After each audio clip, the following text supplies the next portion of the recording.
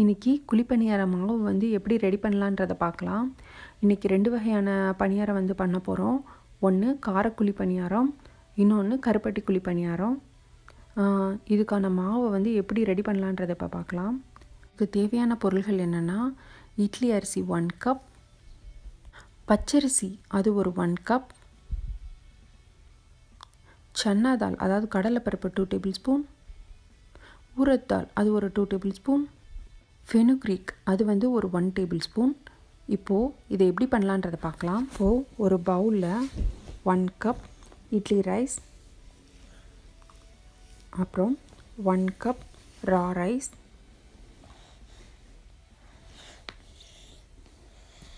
அப்புறம் 2 table spoon chana தால்,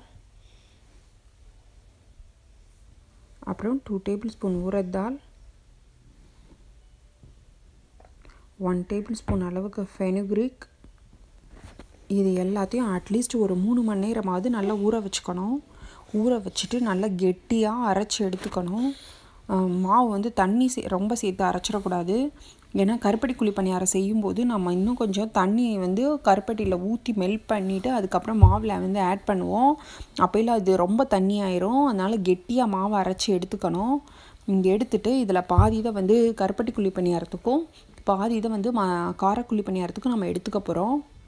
இதை வந்து ரெடி பண்ணி வச்சுக்கிட்டா மார்னிங் பிரேக்ஃபாஸ்ட்டாவோ இல்லை ஆப்பிடைசராகவோ இல்லை ஈவினிங் ஸ்நாக்காவோ இதை வந்து சாப்பிட்லாம். ஒரே நேரத்தில் காரமும் ஸ்வீட்டும் செஞ்ச மாதிரி இருக்கும். இதை வந்து தேங்காய் சட்னியோடு சாப்பிட்டா ரொம்ப நல்லாயிருக்கும். இப்போது இதை வந்து எப்படி செய்யலான்றதை இப்போ பார்க்கலாம். இப்போது இந்த மாவை வந்து 3 மணி நேரம் ஊற வச்சதுக்கப்புறம் இந்த மாதிரி கெட்டியாக அரைச்சி எடுத்து வச்சுருக்கேன். இது இந்த அளவுக்கு கெட்டியாக இருக்கணும். அப்போ தான் வந்து நம்ம கருப்பட்டியை வந்து மெல்ட் பண்ணி இதில் ஊற்றும்போது கரெக்டாக இருக்கும் அந்த கன்சிஸ்டன்சி. அரைச்ச மாவில் பாதி மாவை வந்து நான் கருப்பட்டி குழி பணியாரத்துக்கும் பாதி மாவு வந்து காரக்குழி பணியாரத்துக்கும் எடுத்துக்கிட்டேன். மொத்த மாவையும் இதே மாதிரி தான் கெட்டியாக அரைச்சி வச்சுக்கணும்.